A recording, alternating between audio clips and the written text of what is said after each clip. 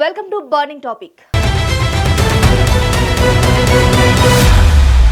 కేంద్రం ప్రభుత్వ ఉద్యోగులకు గుడ్ న్యూస్ చెప్పనుంది. 2026 జనవరి నుంచి అమలులోకి వచ్చే అవకాశం ఉన్న 8వ వేతన సంఘం ద్వారా 30% నుంచి 34% వరకు జీతాలు పెరగొచ్చని తాజా నివేదికలు చెబుతున్నాయి.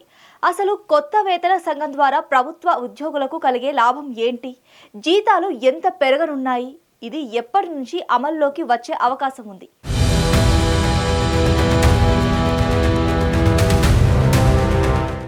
ఏ ఉద్యోగానికైనా జీతం పెరగడం అంటే ఎంతో పెద్ద గుడ్ న్యూస్. అయితే భారీగా పెరుగుతుంది అంటే అంతకన్నా ఆనందం ఇంకేముంటుంది? తాజాగా కేంద్ర ప్రభుత్వం 8వ వేతన సంఘం అమలు చేయనుందనే వార్త ఉద్యోగుల్లో జోష్ నింపింది.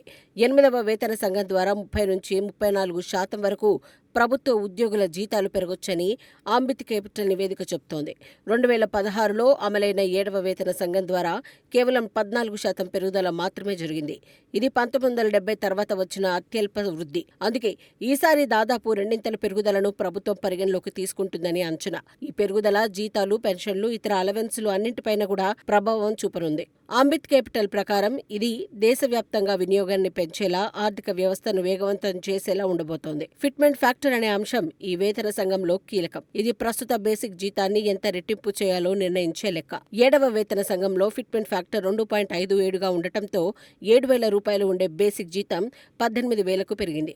అయితే డిఏ రీసెట్ కావడంతో అసలు పెరుగుదల 14.3% మాత్రమే అయ్యింది. ఈసారి ఫిట్మెంట్ ఫ్యాక్టర్ 1.83 నుంచి 2.46 మధ్య ఉండొచ్చని అంబిత్ క్యాపిటల్ అంచనా. అంటే 18,000 బేసిక్ జీతం 32,940 నుంచి 44,280 మధ్యకు చేరే అవకాశం ఉంది. ఫిట్మెంట్ ఫ్యాక్టర్ ఎంత ఉంటుందనేదే జీతం పెరుగుదలను నిర్ణయించే ప్రధాన అంశం. పెన్షన్దారులకు కూడా ఈ వేతన సంఘం ద్వారా లాభం ఉంటుంది. అయితే హెచ్ఆర్ఏ, టీఏ వంటి అలవెన్సులు వారికి వర్తించవు కాబట్టి శాతం పరంగా లాభం కొద్దిగా తక్కువే. అంబిత్ క్యాపిటల్ ప్రకారం యూపీఎస్ ద్వారా చివరి తీసుకున్న జీతం 50%ను బేస్ పెన్షన్ గా పరిగణించనున్నారు.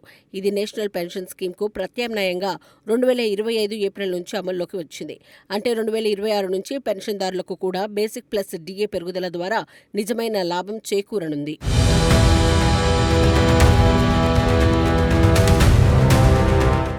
ఈ వేతన సంఘం వల్ల ప్రభుత్వంపై భారీ ఆర్థిక భారం పడనుంది. అంబిత్ క్యాపిటల్ అంచనా ప్రకారం 1,03,000 కోట్ల నుంచి 1,08,000 కోట్ల వరకు అదనపు ఖర్చు వచ్చే అవకాశం ఉంది. ఇది జీడీపీపై 30 నుంచి 50 బేసిక్ పాయింట్ల ప్రభావం చూపనుంది. అయితే వినియోగం పెరగడం, ఎఫ్ఎంసీజీ, ఆటోమొబైల్, రిటైల్ రంగాలకు లాభం చేకూరడం వల్ల ఆర్థిక వ్యవస్థకు ఇది పాజిటివ్ ఇంపాక్ట్ ఇవ్వొచ్చని విశ్లేషకులు భావిస్తున్నారు. 8వ వేతన సంఘం 2025 జనవరిలో ప్రకటించబడింది. కానీ ఇప్పటి వరకు చైర్మన్, సభ్యులు ఇంకా ఖరారు కాలేదు. 7వ వేతన సంఘం 2014లో ప్రకటించి 2016లో అమల్లోకి వచ్చింది. అంటే 18 నుంచి 24 నెలల సమయం పట్టింది. అదే లాజిక్ ప్రకారం చూస్తే 8వ వేతన సంఘం 2026 జనవరిలో అమలయ్యే అవకాశం తక్కువ. అంబిత్ క్యాపిటల్ ప్రకారం ఇది 2026 చివరి లేదా 2027లో అమలయ్యే అవకాశం ఉంది.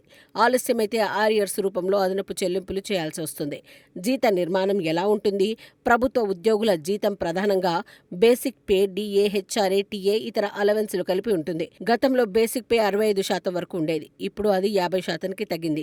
మిగతా అలవెన్సులు పెరిగాయి. 8వ వేతన సంఘం ద్వారా బేసిక్ పే పెరిగితే డిఏ మొదట 0%గా రీసెట్ అవుతుంది. తర్వాత సిపిఐ ఆధారంగా 6 నెలలకోసారి పెరుగుతుంది. హెచ్ఆర్ఏ నగరాన్ని బట్టి 30, 20, 10%గా ఉంటుంది. టీఏ ఉద్యోగ స్థాయి, నగర రకాన్ని బట్టి నిర్ణయించబడుతుంది.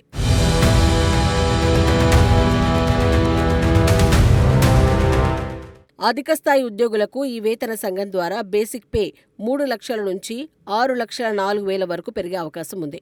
ఉదాహరణకు 11-15 ఉద్యోగి ప్రస్తుతం 1,82,200 రూపాయలు తీసుకుంటున్నాడు.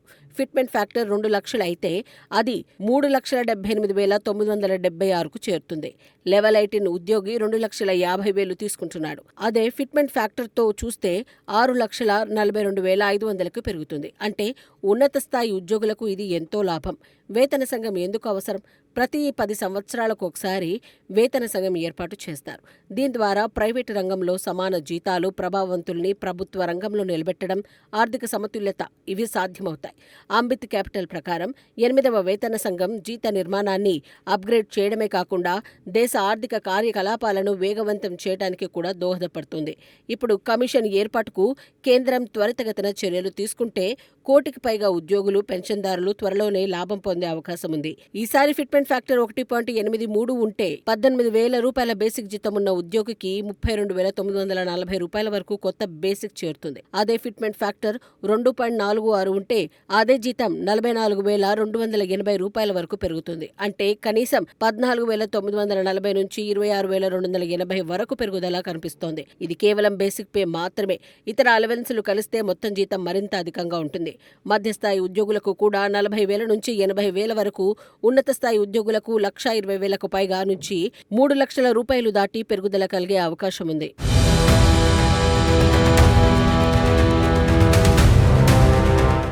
పెన్షన్దారులకు కూడా ఈ పెరుగుదల ప్రభావం ఉంటుంది. యూనిఫైడ్ పెన్షన్ స్కీమ్ ప్రకారం చివరి తీసుకున్న జీతం 50% బేస్ పెన్షన్గా పరిగణించనున్నారు. ఫిట్మెంట్ ఫ్యాక్టర్ పెరగడం వల్ల పెన్షన్దారులకు కూడా నికర పెన్షన్లోని 5,000 నుంచి 10,000 వరకు తేడా కనిపించవచ్చు. డిఏ రీసెంట్ అయినా పెరుగుతున్న సిపిఐ ఆధారంగా 6 నెలలకొకసారి అది తిరిగి పెరుగుతుంది. డిఏ, హెచ్ఆర్ఏ, టీఏ వంటి అలవెన్స్లు కూడా కొత్త బేసిక్ ఆధారంగా పెరిగే అవకాశం ఉంది. ఈ మొత్తం విధానం కేంద్ర ప్రభుత్వంపై 1,30,000 కోట్ల నుంచి 1,08,000 కోట్ల వరకు అదనపు భారం పడుతుందని అంచనా. కానీ ఉద్యోగులు, పెన్షన్దారుల వినియోగ సామర్థ్యం పెరగడం వల్ల దేశ ఆర్థిక వ్యవస్థలో డిమాండ్ మెరుగవుతుంది. ఫిట్మెంట్ ఫ్యాక్టర్ ఎలా ఖరారవుతుందన్నదే ఈ పెరుగుదల స్థాయిని నిర్ణయించబోతోంది.